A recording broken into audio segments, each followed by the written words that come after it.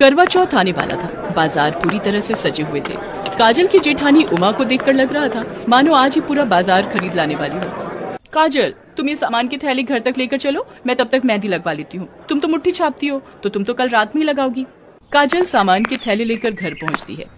क्या हुआ काजल बहू, उमा बहू कहाँ रह गई? माँ जी, वो भाभी गली के बाहर मेहंदी वाले बैठे हैं, उनसे मेहंदी लगवा कर आ रही है। तूने मेहंदी क्यों नहीं लगवाई? तू ऐसे क्यों आ गई? माँ जी, करवा चौथ तो परसों है, मैं तो कल खुद से ही लगा लूंगी। ये देखो, मैं आपके लिए कितनी सुंदर साड़ी लाई हूँ, ये मैं आपको परसों पूजा के बाद दूंगी। काजल बहू, इधर आ, मेरी तरफ देख। मुझे पता है तेरी आंखों में आंसू मुझे साफ दिखाई दे रहे हैं। काजल कब तक ऐसे अपना मन मारती रहेगी? तभी उमा आ जाती है।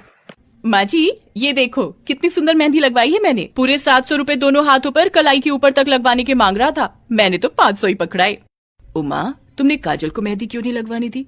माँ जी, काजल तो मुट्ठी छाप लेती है। अभी तीजों का त्योहार गया था, फिर रक्षाबंधन में भी काजल ने मुट्ठी ही तो छापी थी। और वैसे भी काजल का तो रंग इतना काला है, हाथों में मेहंदी लगी हुई होगी तो भी काले रंग से मिलकर छुप जाएगी। हाँ उमा, तुम बहुत बोलने लगी हो। क्या हुआ अगर काजल बहू का रंग काला है तो? उसके मन को देखो, वो तुम्हारी कितनी इज्जत करती है।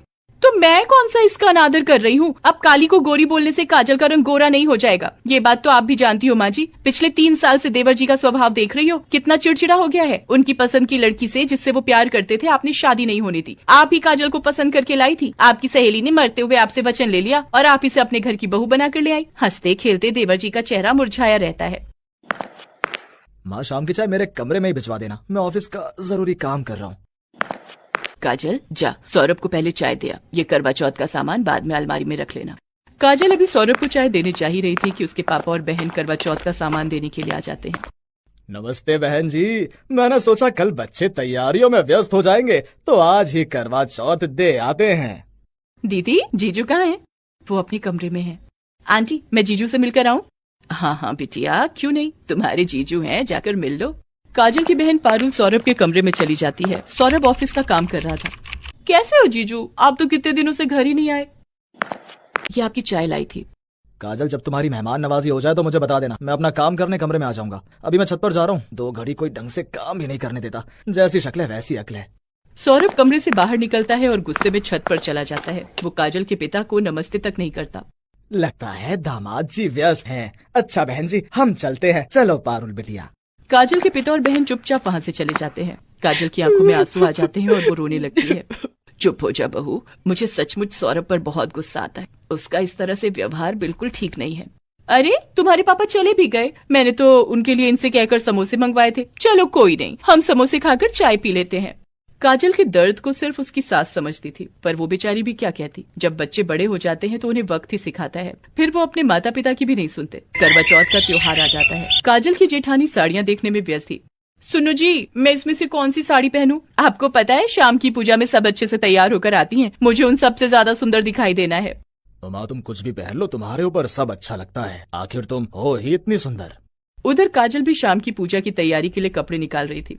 सुबह से 10 बार साड़ियाँ निकालकर अलमारी में वापस रख चुकी हो। अरे तुम्हारे काले रंग पर कुछ नहीं जचने वाला, तुम जो मर्जी पहन लो, सब तुम्हारे रंग में मिल जाएगा। मेरी किस्मत खराब थी जो तुम जैसी काले रंग रूप वाली लड़की से मेरी शादी हुई। पता नहीं बॉस को भी क्या हुआ था आज, आधे दिन की छुट्टी जरूर देनी थी, ना छुट्टी देते ना मैं तुम्हारी शक्ल देखता। उन्हें क्या पता मेरी बीवी औरों की पत्नियों की तरह सुंदर नहीं है। तभी सौरभ के फोन पर उसके बॉस का फोन आता है। Hi, good evening sir. Good evening Saurabh. अच्छा तुमने फोन उठा लिया। मैं तुम्हारे साथ के ऑफिस के और लोगों को फोन कर रहा था, पर किसी ने मेरा फोन ही नहीं उठाया। शायद उन्हें लगता है कि मैं काम के लिए उन्हें फोन कर रहा हूँ, पर कम से कम फोन तो उठाना चाहिए, किसी को कोई जरूरी काम होता है। क्या हुआ सर, कोई परेशानी है? मुझे बताइए, मैं अभी आ जाता हूँ। अरे नहीं नहीं, परेशानी मुझे नहीं है। वो आज मेरी सिस्टर का पहला करवा चौथ है तो उसके ससुराल वाले एक बड़ी पार्टी कर रहे हैं। उसके घर करवा चौथ देने भी जाना है। मेरी पत्नी शोभना को साड़ी बांधनी नहीं आती है। शोभना को और भी तैयारी करनी है, इसलिए वो पार्लर नहीं जा पा रही। और इस समय एक पार्लर वाली से पूछा भी था, पर सब पार्लर बिजी हैं। वही परेशानी हो रही है। मैंने सोचा तुम्हारी पत्नी की नजर में कोई पार्लर वाली हो तो वो हमारे घर भेज दे। जी सर, मैं अभी 10 मिनट में आपको फोन करके बता। सौरभ सीधा अपनी भाभी उमा के कमरे में जाता है। भाभी, अगर आपको साड़ी बांधनी आती है तो थोड़ी देर के लिए आप ही मेरे साथ चल लो, सर का काम हो जाएगा। अब तुम्हारे सर की पत्नी को तैयार करने में मुझे क्या मिलेगा? मैं अपना समय क्यों खराब करूं? इससे तो मैं खुद ही तैयार ना हो जाऊं। सौरभ बेटा, तू भी किससे पूछ रहा है? उमा ने आज तक कभी किसी की मदद की है जो वो आज करेगी? एक बार काजल से पूछ ले, शायद उसकी जानकारी में कोई पार्लर वाली हो। माँ, तुम कैसी बातें कर रही हो? काजल को कभी पार्लर की जरूरत पड़ी भी होगी, उसे कुछ समझ नहीं है। क्या हुआ माँ जी, कोई परेशानी है?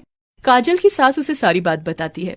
माँ जी, अगर ये माने तो मैं इनके साथ इनके बॉस के घर चली जाती हूँ। मैं उनकी वाइफ को तैयार करके आ जाऊंगी। अभी तो पूजा में बहुत समय है। सौरभ बेटा, काजल ठीक कह रही है। अगर किसी को हमारी जरूरत पड़े तो हमें उनके काम आना चाहिए, और वैसे भी वो तुम्हारे बॉस हैं। तू काजल बहू को ले जा। माँ के कहने पर सौरभ काजल को अपने बॉस के घर ले जाता है। काजल को देखकर शोभना बहुत खुश होती है। काजल उसे बहुत सुंदर तैयार कर देती है। काजल, तुमने तो सचमुच पार्लर से भी अच्छा मुझे तैयार किया है। अब नंद की ससुराल जाओ तो बहुत से लोग देखते हैं। Thank you Kajal, you are so sweet. Thank you so much Saurabh. Kajal ji, आपने तो सचमुच शोभना को बहुत अच्छा तैयार किया है। अब इनके लिए कुछ खाने पीने का इंतजाम करो। सर, मेरा तो आज करवा चौथ का व्रत है। शाम को चंद्रमा देखकर ही मैं पानी पीऊंगी। अरे हाँ, मैं तो भूल ही गया था। आज तो आप दोनों का करवा चौथ का व्रत है। हाँ, फिर भी देखो काजल कितनी हिम्मत करके मेरे लिए यहाँ आई, मुझे तैयार किया। अब घर जाएगी, खुद भी तैयार होगी और पूजा भी करेगी। सचमुच काजल, तुमसे मिलकर बहुत अच्छा लगा। तुम बहुत अच्छी हो। सौरभ जी, आज तो काजल कुछ खा नहीं सकती, लेकिन इस संडे डिनर पर आप दोनों इनवाइट हो। काफी देर तक शोभना और उसके पति काजल और सौरभ के साथ बात करते रहे। काजल भी उनके साथ इतनी घुल मिल गई मानो उनके परिवार का हिस्सा हो। सौरभ का मान सम्मान आज काजल की वजह से और बढ़ गया था। सौरभ मन ही मन बहुत शर्मिंदा था कि जिस पत्नी को रूप रंग के लिए उसने हमेशा अपमानित किया, आज वही पत्नी उसके सम्मान का प्रतीक बनी थी, वही उसके काम आई थी। सौरभ मन ही मन अपने आप से वादा करता है, काजल कितनी अच्छी है। मैंने उसके साथ कितना गलत किया। वो बहुत सुंदर है, ये आज मुझे पता चल गया। काजल घर आती है और 16 श्रृंगार करके तैयार होती है। इतनी देर में सौरभ भी उसके पास आता है। मुझे माफ कर दो काजल, मैं तुम्हारी सुंदरता को पहचान नहीं पाया। मैं सचमुच बहुत भाग्यशाली हूँ कि तुम मुझे मिली। अपने पति का प्यार पाकर काजल बहुत खुश थी। काजल के चेहरे पर आई मुस्कान देखकर उसकी सास बहुत खुश होती है। उसके बाद उमा और काजल दोनों मिलकर चंद्रमा की पूजा करती हैं और अपना करवा चौथ का व्रत पूरा करती हैं।